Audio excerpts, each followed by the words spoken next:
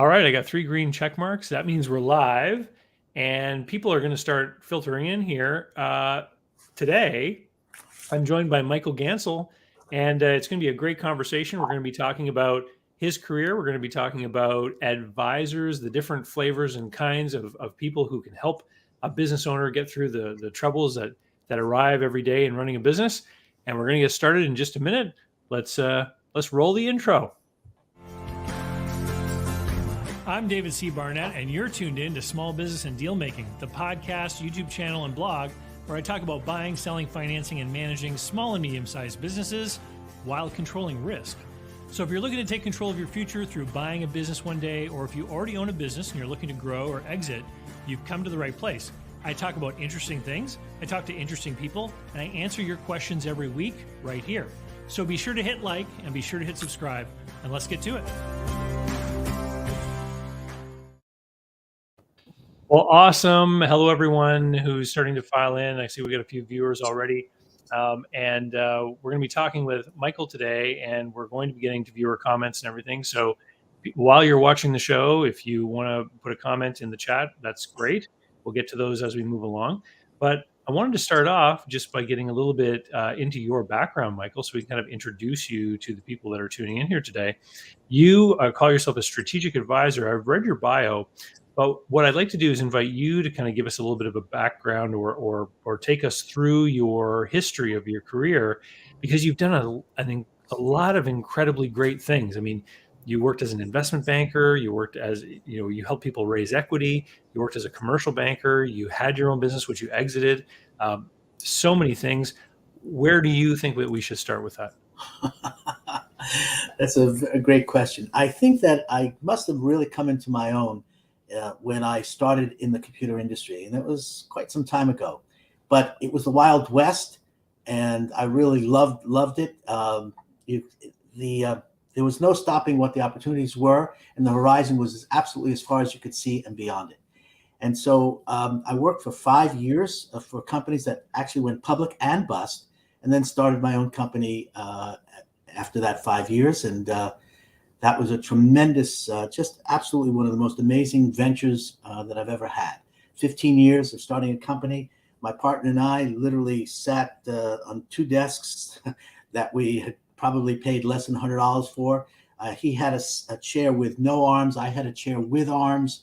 And, we actually built that company to about 75 people, 18 million in sales over the course of 15 years. And it truly was remarkable. And after that, taking that skill set of actually building a company, I was able to do many different things: investment banking, commercial banking, accounts receivable financing, startups. And then 11 years ago, Matt and I started consulting together. And that's what we've been doing. And actually, that's why I call myself a senior strategic advisor at this point. Senior for sure, strategic sometimes, an advisor, I hope. Well, so I just want to ask you a quick question, because you said you were an investment banker, and for everyone who doesn't know, that's basically like almost like a business broker or M&A advisor for sort of bigger deals down on Wall Street and places like that. What was it that attracted you to that career? Was it because you had just done a deal for your own business? Did that sort of intrigue you and you wanted to get into that some more? It did intrigue me, and I was about to do that, but I actually went to work for IBM for a year in between selling my company and then becoming an investment banker. And, it was just a fascinating thing. The fellow that helped engineer the sale of our company had said to me after we sold the business that he wanted me to come and work with him. And I said, well, I've got this offer at IBM. And he said, well, you'll come back. And so I did. And I worked with Bob Schwartz. It was a boutique investment firm, and we had a really great time for the 2.5, 3 years that I worked with him. And then I moved on. Okay. And so in your commercial banking career, when you were doing loans and helping businesses grow through financing and whatnot, what were some of the big takeaways from that career? Because obviously you got a chance to see under the hood of a lot of businesses, people that you were working with. And I found that when I was starting off just after university, my career with the Yellow Pages was great because I got to go meet all these different small business operators and learn a little bit about their businesses. And I would imagine that from the banker's chair, you were able to similarly gather information about a wide variety of different businesses from talking with their owners and going through their banking needs. That was a fascinating time. Actually, it was an opportunity because 2005 to 2008 was a totally different time. I mean, the economy was just great, and everybody was starting businesses. Of course, the crash happened in 2008, but before that, things were really on the upswing. And actually, my only experience as a banker, I had no experience as a banker. My only experience with banking was having used banks during the time that I had my own company in those 15 years. So I knew a lot about banking from being the client, not necessarily, but I was a fast learner. I took the skill set. I love businesses. I networked, and I actually was able to fund 115 businesses in that period of time that I worked with the bank. And it was fascinating because I became their advocate, and it was important for me to kind of dispel the thought, well, you don't go to the bank when you need money. But I was able to dispel that, and I was able to do term loans and investments, and it really was quite a wonderful experience. And loved working with small business people, always have, and it was just great. And so you mentioned that you were working in that up to 2008. Was the Wall Street crisis one of the catalysts that got you out of that career?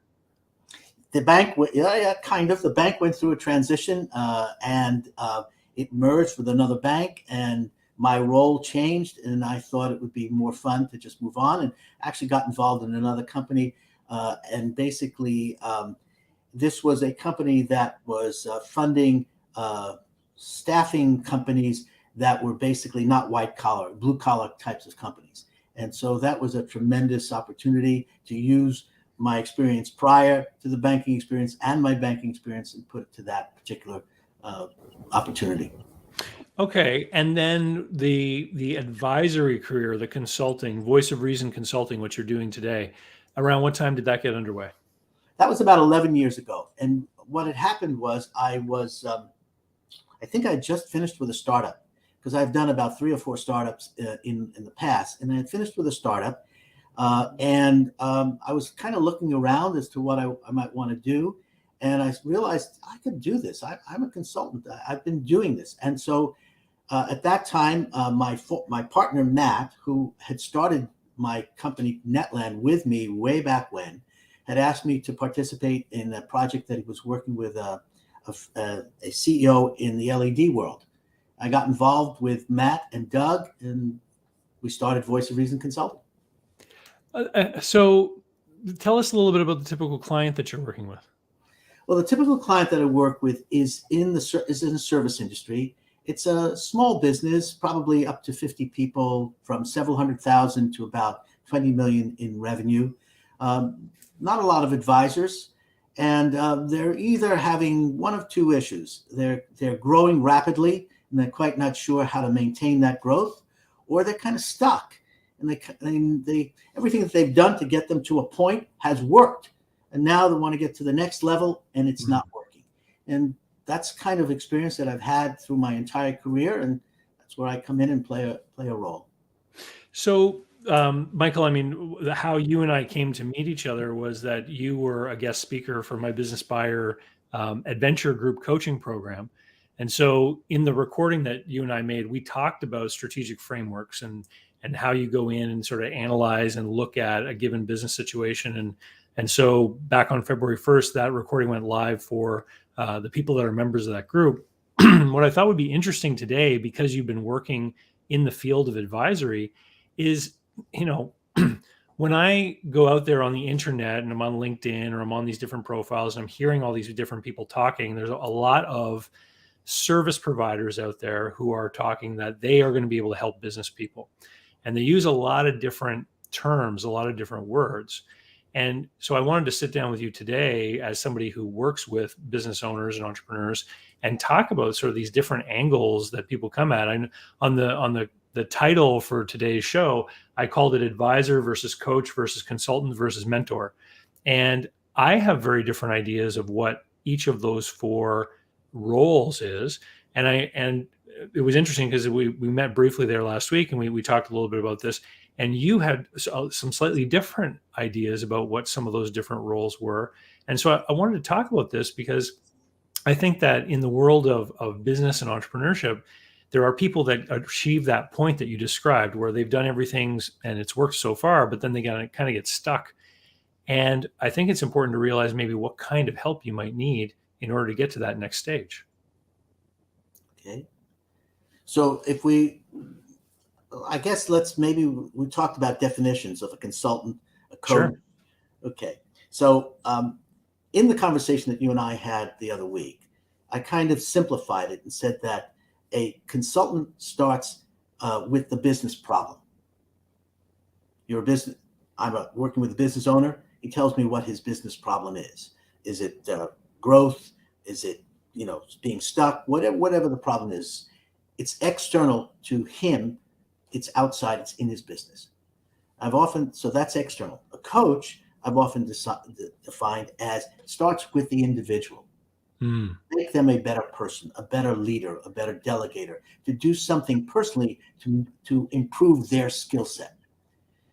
Now, business coach and a business consultant may approach the same client, but they start in different places. Ultimately, and possibly, they actually merge. So I wind up being a consultant and also a coach, and a coach winds up being a coach and possibly a consultant. But it's where we start that really is the major difference. And then, of course, there's so many different types of coaches and many different types of consultants.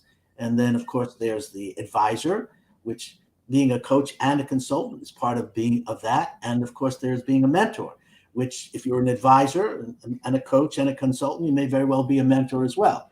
So, I guess you have to have lots of hats on your coat rack to basically work with clients. It's interesting because when my point of view has always been that a consultant is actually somebody who will do something for you. So you mentioned a problem. Oftentimes a consultant is someone that, and this is the way I think about it, is someone who comes in to fix the problem, often by applying their own abilities, resources, skills, et cetera, and they kind of do it for you. And I always use the example of a business has an inventory problem. They have a problem managing inventory. So they bring in an inventory consultant who sets up a system, teaches them how to run it, and then goes, right? Once they're off and running. And coaches and mentors are sort of more of that personal working on the individual who happens to be the leader. What made you decide to use the advisor term? Was it because you thought it was more of a catch-all for all these kinds of different aspects of what you're doing with your clients? Yeah, I would think so. But, also I wanted to find a little bit, want to take that consultant role for a moment. I often say as a consultant, I'm not necessarily the doer. I will advise the client.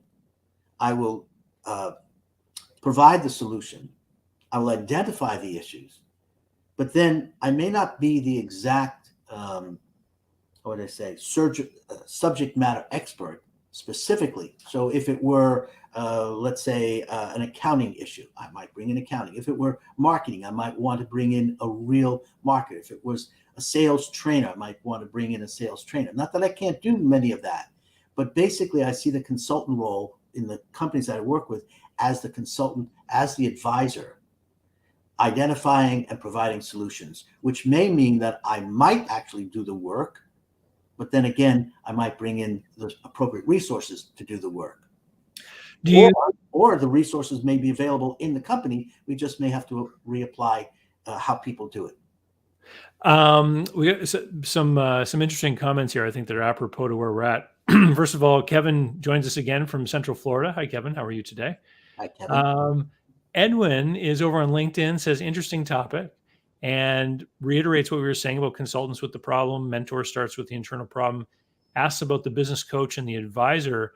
And I think we're getting into that now. What Edwin goes on to say is that the consultant comes in to fix a problem the business has. Coach and mentor works on the individual as a culmination of both.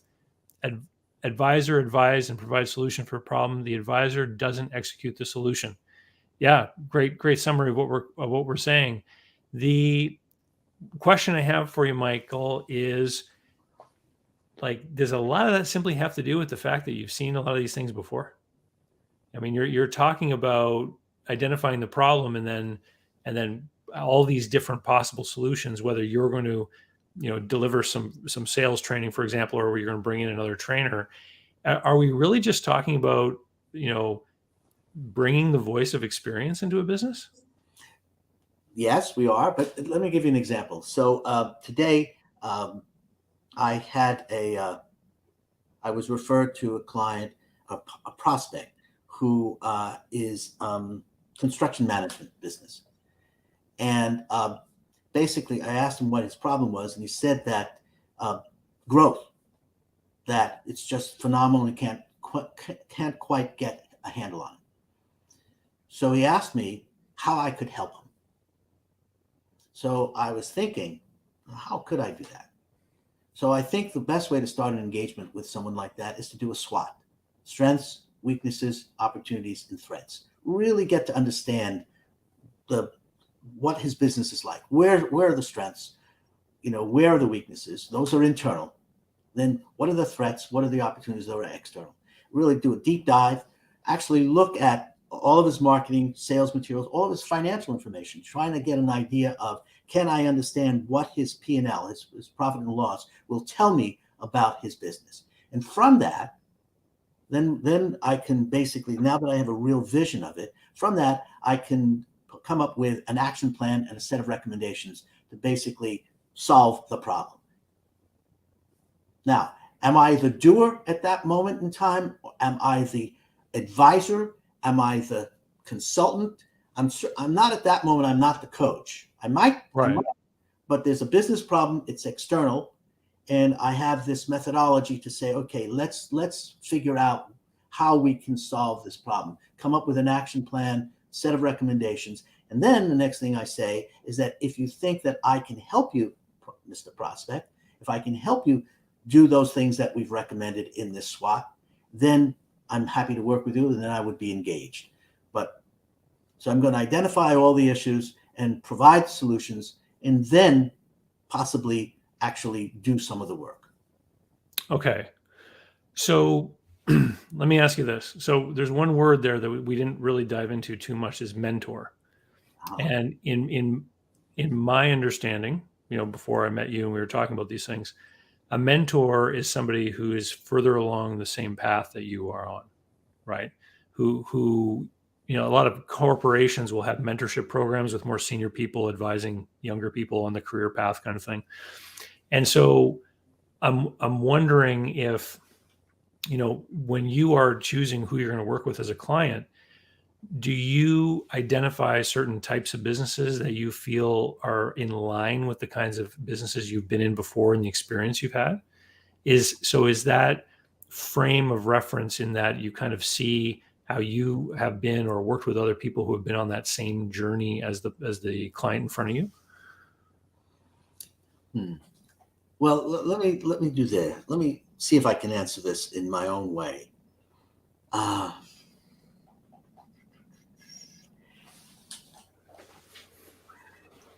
The principles, every business, no matter how niche oriented it is, still has three principles, only three: revenue, expenses, and people. Mm-hmm. There is no business that exists that doesn't have those three things. And I would say that, given my experience, I understand how revenue is made. I understand the expenses that a business requires, and I certainly know about people.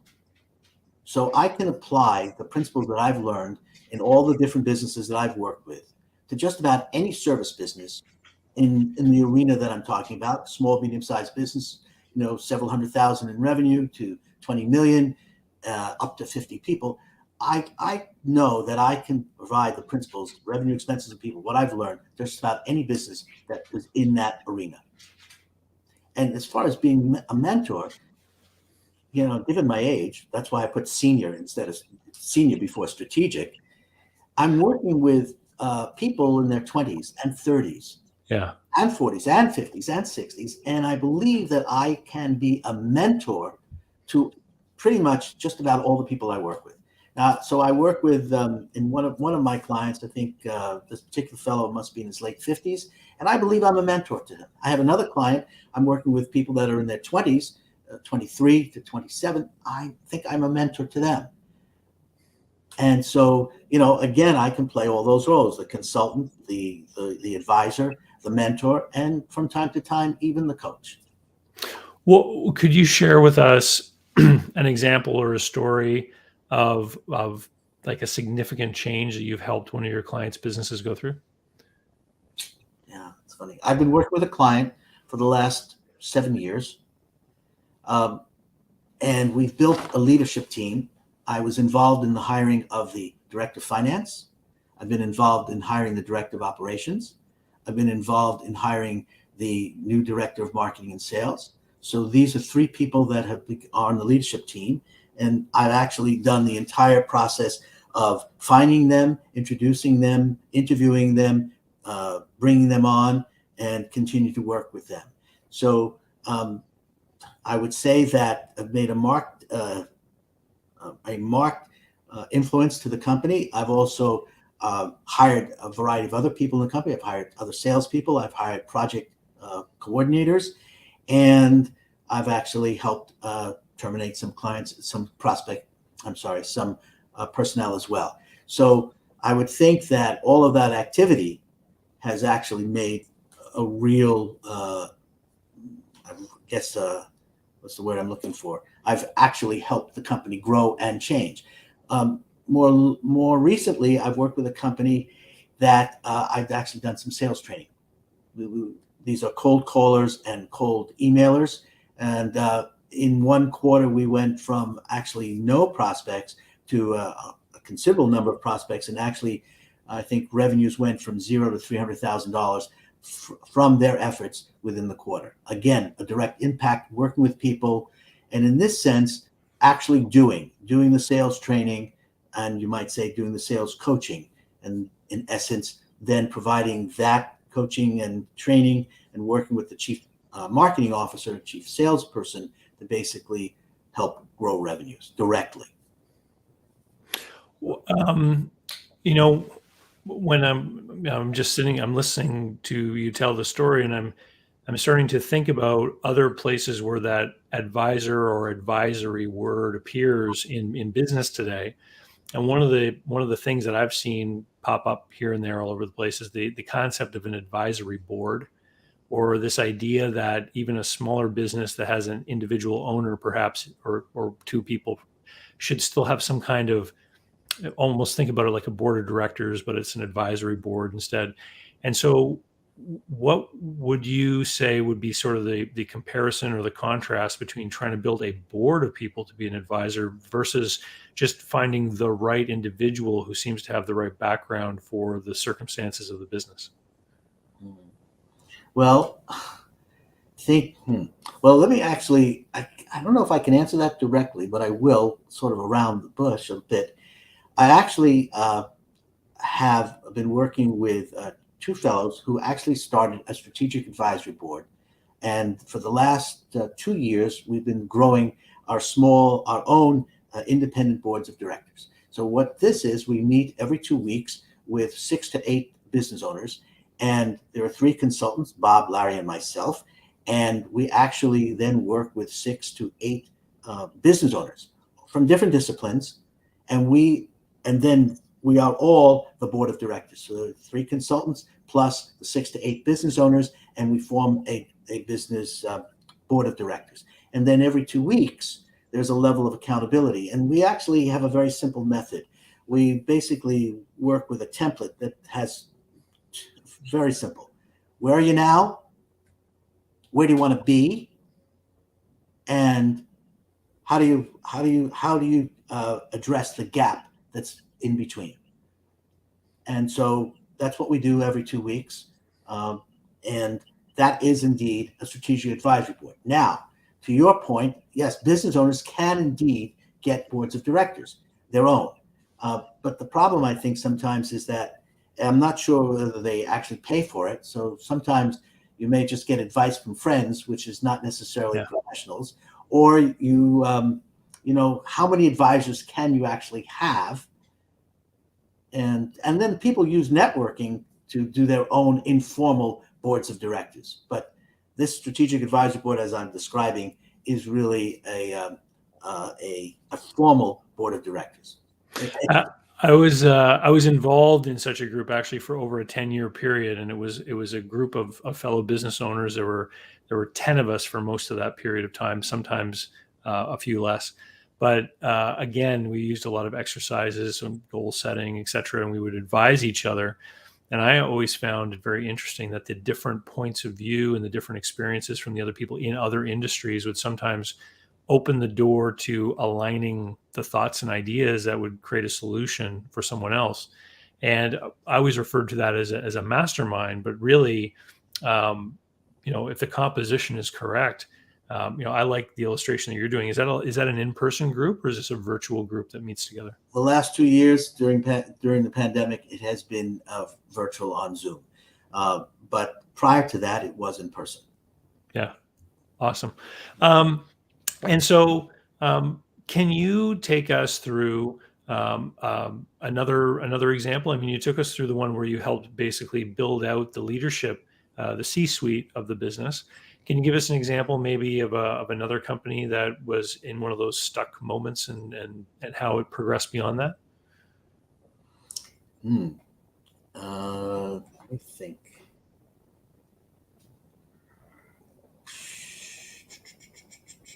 You're really pushing me to. Matthew's joining us from LinkedIn. He says that Yeah. Michael is a mentor plus I know plus. Matt.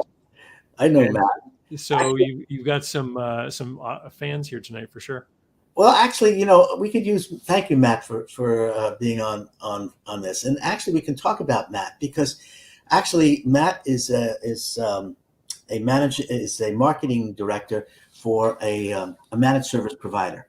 And when I first met Matt, I mean, it was his role was kind of unclear. Was he really involved in the actual hands-on technology, since it's a managed service provider, or was he really the director of marketing? And working with Matt and the president of the company, we basically reformulated his role.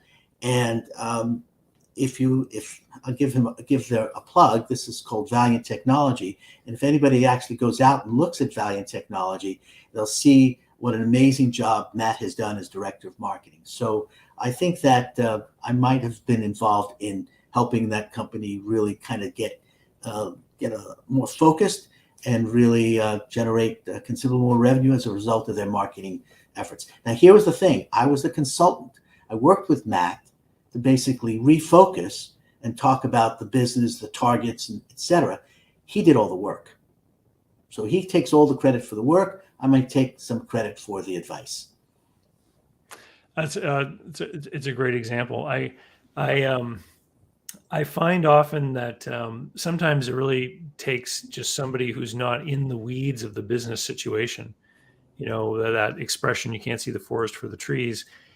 People that are in it every day just can't take that step back and look at it from an overall point of view. What is the flow? What is the customer's journey, and how do we interact with that, and how do we make sure that they find us, etc. When you're busy trying to execute every day, it's hard sometimes to work on that strategy, isn't it? Yeah, it really is. Yes. I know that from my own business, and I remember how difficult that was. Actually, talk about stuck. I think in my own business, way back, we were at this goes back a while. We were a network systems integration company, and we got stuck at the 10 million revenue, and we couldn't break that. We actually brought in an outside resource, a consultant, actually a Sandler sales trainer, which is an approach to selling, which is what I've adapted to since, my goodness, for the last 20 years or so. And he helped us break that cycle. We had a sales team of 12. We broke it. We got to 12 million, and then later it got to 18 million. But again, we really had difficulty, kind of like we had our own tunnel vision, and we needed to just get beyond it. And that's really what a consultant does, help strategy and also avoid that tunnel vision. In fact, what I say is, as a consultant, my job is to basically figure out what is an unconsidered need. Because when you're in it every day, tactically, you may not see the broader picture. And that's why somebody like a consultant with more experience can actually basically then open them up to the bigger picture. So Let's get back to our main topic of conversation here, though. When you talk about consulting, and we said how this is problem driven, if we want to think about the entrepreneur who's in the business and they know they have a certain problem, oftentimes the engagement with the consultant will be project driven. It'll be, we need you to come and help fix this particular problem. And then the consultant might make a proposal. There might be a fee for the project or what have you. When I think about advisory and coaching, I think about longer term engagements, sometimes with a retainer, like a monthly fee or something associated with that, and more regular series of meetings that would take place over a longer period of time. Can you comment on that a little bit? Like how have you positioned your services in the past? Have you done sort of the project-based stuff, or is it always sort of more longer term to help the company grow and achieve other sort of outcomes that they've identified? It's a bit of both. So if I have my druthers, I like to start with a new client with a swap. That's a self-contained engagement. It's basically meeting for several hours with the client. It's also then going away, and I have done this with my partner Matt, and Matt and I will look at our notes, come up with an action plan, a set of recommendations, and then meet with the client again, and then give our recommendations. And if they want us to then help them implement those recommendations and that action plan, then we're engaged on a retainer basis. So, and the funny thing is that as problems that, let's just say, it's not it's the problems that businesses have. One problem leads to another problem leads to another problem. It's sort of everything is connected. So I don't really think that the engagements that I've been involved in the past are just, here I am for a month and that's it and I'm gone. I've been working with clients for years because the problems continue to change. And then at some point, my clients have said to me, we've done it. We know what all the problems are. Now we need time to actually implement those projects. And so, Michael, we'll come back in a year. We'll come back in several months. And you know what? They all come back, because then there are new problems because they've gotten to the next level. In fact, that's just what happened with another client of mine. I think Matt and I had worked with them for about 3 years, and then pandemic hit. Basically they needed to just hunker down and deal with the issues that we had uncovered. And now they're back because they've gotten to the next level. And now they're back, and we'll deal with the problems that they're dealing with now. And I say problems, I shouldn't really say problems, I should say issues. I should say the things that a business needs to deal with, because it's not always a problem. Would you say that growth is a problem? You'd say that growth is something you would actually want to deal with that. It depends what the terms of payment are, Michael. Growth can be a big problem for some people. Yeah, I guess it can be. But I always see it as an opportunity. And Kerr is in the audience and says hello and says, hi, David. Absolutely love your content. Thank you. Thank you so much. Michael, you were just reminding me there of, talking about how you're working with that particular client, and you worked through certain issues and then you went away and came back. Another sort of advisory kind of thing that I'm starting to see a lot of too are these fractional C-suite individuals. So a common one would be a fractional CFO. So a person with the right skills, but maybe they're dividing themselves between 3 different companies and, a part-time effort in each one. And so how would you say, for example, that a fractional C-level person is different from the kind of work that you're doing? Well, that's good. First of all, I love working with fractional CFOs because they're involved in the actual operations, finance, processes of business. They are hands-on to a degree, and they're not necessarily focused on revenue growth. And that's really, I would say, as a senior strategic advisor, over time, that's really the one thing I really like to focus on with a business is how do they grow revenue? So I will deal with sales and marketing in that side of the house. There are fractional CMOs, chief marketing officers. There are fractional CEOs. There are fractional, what's another one? In essence, a fractional person is a consultant. And maybe it depends on the size of the business and the specific needs that they have. I can, work with many of them, and then there are some that maybe there's no room for me. In fact, what I found, quite frankly, is that a business that has too many advisors is not going to need another one. Well, that's an interesting comment. Can you give me an example of an instance where this has come Well, to a head? sure. I mean, let's say I meet a business owner, and he tells me about his issues, and he says, "Gee, I really like what you say, Michael, and I think we really ought to have a conversation." And then I say, "Well, let me ask you who you're working with." And he's got a fractional CFO, and he's got a fractional COO, and he's got a fractional this and that. And how many cooks can you have in the kitchen? So it's okay. I mean, if I think that I can offer something different than all of those folks, why not? In fact, what I will say this is I love having conversations for possibilities with business owners. And I know that in a 30-minute conversation, I can find at least one business nugget that would make that 30-minute conversation worthwhile for that person. I'm sure of that. Well, all right. If anyone out there who's watching has any specific comments or questions for Michael, or some commentary or questions about advisory, mentorship, coaching, consulting, please pop them in the chat window. This has been an interesting conversation. For anyone out there who has had a career where they've done a certain thing and they've developed their own body of knowledge, what kinds of things do you think someone should consider before they decide to get into an advisory or consulting, mentoring kind of role, like the career you've embarked on? I have to say, I think this consulting fell into my lap. I don't know if I necessarily made the choice. I've made a lot. I've done many different things. I started my career as a public school teacher, and I have a master's in public health. I was a hospital administrator and a hospital planner, and then went on to be in the computer industry. And, so I don't know. I think that you need to have, it's funny, I believe people really need to have job experience. They need to do, and they need to basically do the things at every level. And at some point, when they've done it themselves and they have the skill set and they've mastered it, and they think they want to become a consultant or a coach, sure. But I think that first and foremost is to really get the experience. And it's not just book experience, and it's not just school experience. It's real life experience. And it's really dealing with business both on an intellectual and also an emotional level.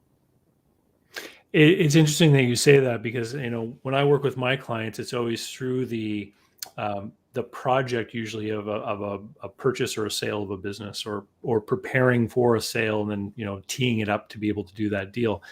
And a lot of the times when I'm working with buyers, is I'll help them execute that deal, and they'll say, "Dave, I like you so much. Could we work together? I want you to be my business coach."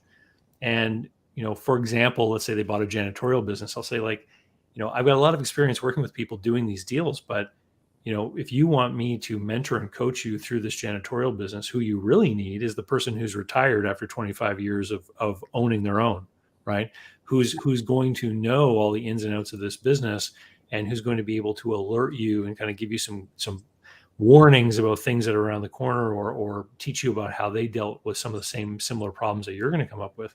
And to your point, I refer to the actual experience, direct experience in doing the same kind of business. And I think this is why there's just so many of these different types of advisory people out there, because they're all made up of their own individual paths and experiences, right? In the way that they can help business owners. But I'm not sure I would totally agree with you. I would think that you certainly could have helped that janitorial, the buyer who bought that janitorial business. And because the principles, and I'll go back to this, the revenues, expenses, people are still the same principles. And his issues of hiring or whatever are all general principles that I believe you could have dealt with. Yes, you could bring in a subject matter expert specifically, but I still think that if it were me, and I know that I could help that. I'm sure you could as well. So as I answered your question before, yes, I think you need experience, but that experience is more sort of like global, not necessarily all that specific, although it is both, but it's got to be global too, because the principles are the same, in my opinion. I understand what you're saying. Yeah, I see your point of view. Um, Edwin on LinkedIn asks what we feel might be the differences between mentorship and coaching. Might be age. When I think of mentor, I think of somebody older on the same path who's kind of like giving a younger person guidance, like this is how it's going to happen, sort of thing. Um, and I know that there are plenty of people out there who've done training in coaching methodologies that could work with anyone and sort of like help them identify, pull out. I once had a coach describe to me that what they do is pull the solutions, help pull the solutions out of the individual, right? Because the individual should be an expert in the domain that they're in, and it's just a matter of helping that person organize and consider properly and put that recipe or the ingredients together in the right way. Yeah, I think so. In the mentor type thing, maybe in a sense, being a mentor doesn't necessarily involve any remuneration. Yeah, that's valid. Yeah. I mean, I believe I'm an advisor and a mentor to many of the people that I work with. But in general, when I think of a mentor and a mentee, I'm not thinking that there is a remunerative issue there. And it's taking somebody who's significantly younger and helping them traverse a career, traverse a job, traverse, life. And it's also an opportunity to give back for the mentor to give back. Yeah, a community thing. Right. Part of their legacy, passing things on. Exactly. Yeah. Another interesting comment here from Edwin, talking about who is the client being served. And he's saying, maybe it's the consultant and is serving the business while the coach is serving the leader, the individual person. Yeah. And I think there's some validity to that too. Yes, I think so. In fact, prior yesterday and this, I think it was yesterday, I said, I want to see if I did a very simple on Google and say, what is the difference between a coach and a consultant or an advisor? It was very interesting. I found some really interesting articles, but one was the focus of coaching is to identify and enhance the client's inner abilities, which the client then can broadly apply to many areas of their professional life. It's interesting because it makes me think of a sports coach, helping you to learn skills or whatever in a given game. And then once that improvement's been made, then you carry on with the greater skill, right? Right. And coaching is often the preferred tool when a client needs support with behavioral changes, such as improving their time management and learning how to delegate, learning how to be a better leader. And then but the consultant is starting, as I said earlier in the conversation, externally. Tell me what the business problem that you're encountering and how can we work on that business problem.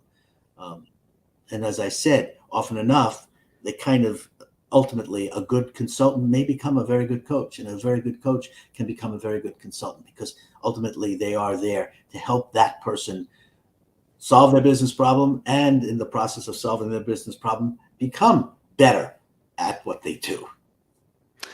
Well, I think this has been great, Michael, because I think, and I know from some of the comments that we've had here shared on the screen that a lot of people are getting some value out of this conversation. If somebody wants to learn more about you and the work that you're doing, what would be the way that they could learn more about you and maybe reach out and have a conversation with you if they wanted? Well, I have a website, voiceofreasonconsulting.com. That's easy enough. I'm on LinkedIn. You can find Michael Gansel on LinkedIn. It's in the show notes too, the URL link to Michael's LinkedIn profile. And my email address is mgansel@voiceofreasonconsulting. And I look at my email all the time, so I'm happy to respond. And actually, well, there are a variety of other places, but I know that you can find me on LinkedIn, and you can certainly find voiceofreasonconsulting.com. Awesome. I've got one final question here from Alexander, who asks, could you tell me, please, what are the criteria or requirements for mentees to work with you, or for that you work with?